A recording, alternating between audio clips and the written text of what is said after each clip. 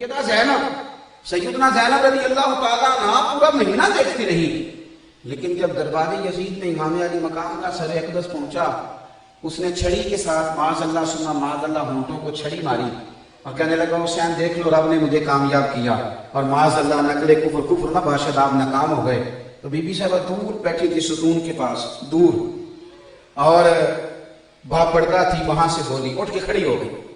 اور ایسی بے صبری ہماری تو بیویاں تھوڑا سا دکھ آ جائے تو ان کی آواز میں اتنا روتی ہیں کہ بندہ پوچھتا ہے کہ چل 2 منٹ چپ کر بات تو بتا ہوا کیا ہے،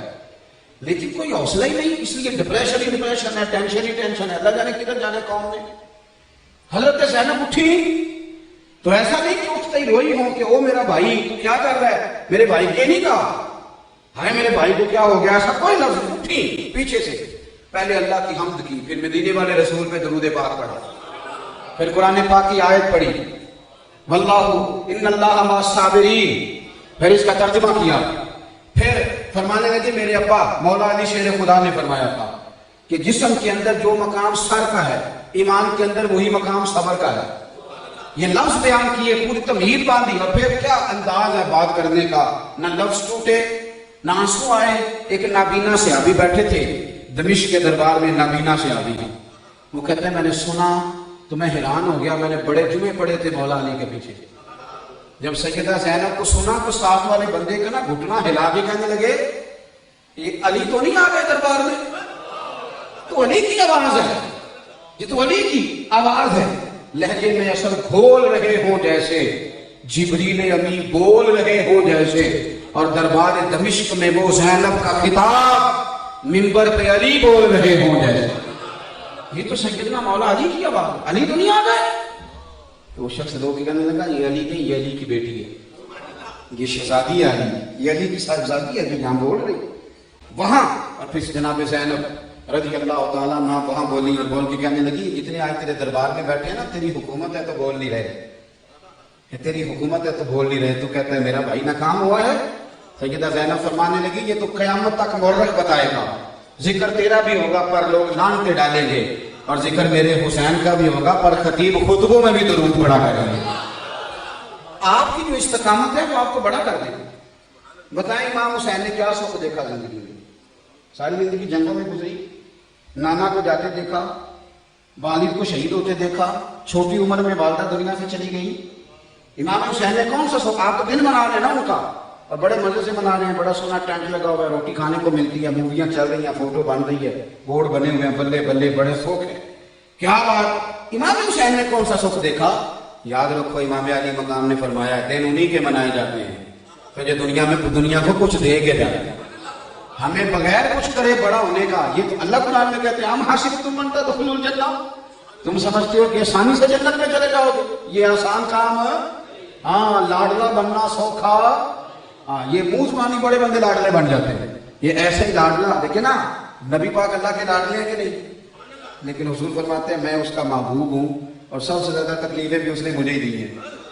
تو سمجھنا تو کس طرح کا لاڈلا ہے، تو نے کوئی دکھ سہا ہی نہیں، تو نے کوئی جھڑکی کھائی نہیں، مفت کا لاڈلا تو کیسے بنے گا؟ تو میرے عزیز اپنی زندگی میں ٹھہراؤ پیدا کریں، استقامت لائیں، بڑی جلدی نہ ڈول جایا کرے، بڑی جلدی نہ کمزور پڑ جایا کرے، ہر بات میں مایوسی نہ چھلکے، ہر بات مایوسی۔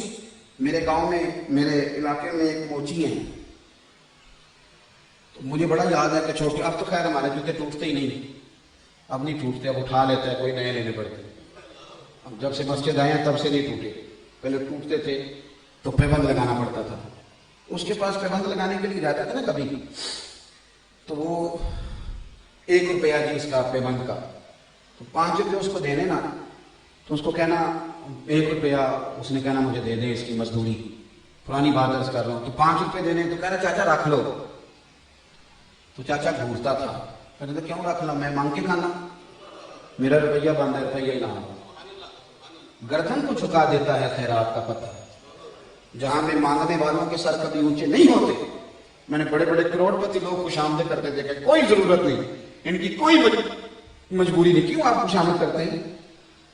خوش آمدید کرتے ہیں ہم اپنے آپ کو، ہم بولتے ہیں تو مایوسی چھلکتی، ہم بات کرتے ہیں تو بڑا پریشان، کس بات کی آپ پریشان؟ امام علی مقام نے بتلایا ہے کہ تو ڈٹ جا، بظاہر تیرا سر بھی کٹ گیا نا، تو دیکھنا اللہ نیچے نہیں گرنے دے گا، نیزے کی نوک پہ چڑھ بھی گیا تو رہے گا سب سے اونچا، سر رہے گا پھر بھی سب سے اونچا۔ تو اونچا رہنا چاہتے ہو تو پھر کٹنا پڑے گا، مہربانی کریں، کچی پکی باتیں چھوڑ دیں، پکی بات کیا کریں، پکی پیڑھی بات کریں۔ میں اکثر دیکھتا ہوں مسلمانوں کو، ان کا انداز، میں اکثر دوستوں سے کہتا ہوں پرانے زمانے میں مکان کچے تھے پر عقیدے پکے تھے۔ مکان کچا پر عقیدہ، لوگ اتنی سی کھیر پکاتے تھے امام حسین کے لیے پر مزیدار پکاتے تھے اور کوشش کر کے پکاتے، اب بڑا لنگر پکتا ہے لیکن اس میں نا سب سے پہلے فوٹوز کی کھینچی جاتی ہے، سب سے پہلے دکھایا جاتا ہے کہ جی اللہ کا شکر ہے جی سبیل لائی دی امام حسین کے نام۔ کس کو بتا رہے ہیں؟ اپنے نظریات، اپنے آپ کو ایک حوصلے والا کریں، صبر والا، اور کہیں کھڑا رہنا سیکھیں، عقیدوں کی مضبوطی حاصل کریں، ہر بات سن کے ہر راہ میں بہ نہ جایا کریں۔ ہر ایک صاحب آگے بڑے ماشاءاللہ قابل تھے، پڑھے لکھے تھے، عالم فاضل تھے، مجھے کہنے لگے میں نے آپ سے مرید ہونا ہے۔ میں نے کہا نہیں آپ، مجھے پتہ ہے میں کسی سید کا بندہ ہوں، آپ کہیں اور چلے گئے۔ کہنے لگے نہیں آپ کی باتیں بڑی پسند آئیں گی۔ میں پہلے بھی ایک آدھ جگہ پہ جاتا تھا لیکن آپ کی باتیں بڑی پسند آئی ہیں تو آپ کے پاس ہی آنا ہے۔ تو میں کہا جی میرے تو بات کسی لیے تو اور چنگیاں لگ گئی پھر اتنے ڈولنے گا، اسی بات کو سمجھ رہے ہیں آپ؟ تو میں نے کہا کہ آپ کچی پکی بات نہ کریں، یہ کچی پکی بات ہے، پھر آپ کو اس سے زیادہ اچھا ملے گا تو آپ ادھر چلے جائیں گے۔ کہیں ٹھہرنا بھی کو سیکھیں نا۔ ملا امی کہتے ہیں میرے سامنے ایک درویش گزر رہا تھا تو وہ گوشت کھا رہا تھا تو اس نے بقیہ ہڈی نیچے پھینکی تو ایک کتا پیچھے لگ گیا، تو اس نے دیکھا کتا بڑا خوبصورت ہے، پیارا ہے، اس نے اٹھا لیا، گھر لے جانے لگا۔ تو میں نے اسے کہا کہ ہڈی سے کھلا، گوشت بھی کھلا، پیار بھی کر، لیکن اس کو گھر نہ لے کے جا، اس لیے کہ یہ وفادار نہیں۔ ہر جانور وفادار نہیں ہوتا، حالانکہ کتے بڑے وفادار۔ اس نے کہا کیوں؟ کہنے لگا یہ تیری ہڈی دیکھ کے تیرے پیچھے آ گیا، کل کو اگر کسی اور نے ہڈی دکھائی پھر تو کدھر جائے گا؟ تو یہ کچی پکی باتیں ہیں، لوگوں کا نظریہ ہی نہیں، عقیدہ ہی نہیں، مزاج ہی نہیں۔ ڈٹ جائیں۔ ایک حدیث پاک پڑھتا ہوں، بات ختم کرتا ہوں۔ کل میں سبق پڑھا رہا تھا بچوں کو مشکاہ شریف کا، تو اس میں حدیث آئی حضرت سفیان بن عبداللہ ثقفی رضی اللہ عنہ کہتے ہیں میں بیٹھا تھا، یہ حضرت عمر فاروق کے زمانے میں طائف کے گورنر رہے ہیں حضرت سفیان رضی اللہ تعالیٰ، سفیان بن عبداللہ۔ فرماتے میں بیٹھا تھا تو ایک بدو نبی کریم کی بارگاہ میں آیا، اس نے آ کے عرض کی یا رسول میں اس پہ عمل کروں تو دنیا اور آخرت بن جائے، زیادہ نہیں مجھے یاد۔ یہ ہے صوفیاء جو کہتے ہیں نا علم و باز کریں ہو یاد، ایک کوئی حرف تینوں درکار، ایک بات آپ بتا دیں میں یاد رکھ لوں۔ تو نبی پاک صلی اللہ علیہ وسلم نے ایک بات بتائی، پتہ کون سی؟ حضور فرمانے لگے جب تو کہے نا اللہ میرا رب ہے تو پھر اس پر ڈٹ جا، پھر تو اس پر ڈٹ جا، ڈٹ قائم ہو، اللہ میرا رب ہے اور اس پر۔ حضرت جنید بغدادی کہتے ہیں میں نے اپنے پیر صاحب سے وظیفہ مانگا تو مجھے کہنے لگے سبق پتر اچھی طرح یاد کر، یہ پیر صاحب نے وظیفہ دیا۔ پیر صاحب کہنے لگے پتر تمہیں سارا دن کہنا ہے اللہ میرے ساتھ ہے، اللہ مجھے دیکھ رہا ہے، اللہ میرے ساتھ ہے، اللہ مجھے ساتھ ہے، اللہ مجھے دیکھ رہا ہے، اللہ میرے ساتھ ہے، اللہ مجھے۔ یہ بھی تسبیح ہے، کبھی کبھی کیا کرو، جس کے ساتھ اللہ ہونا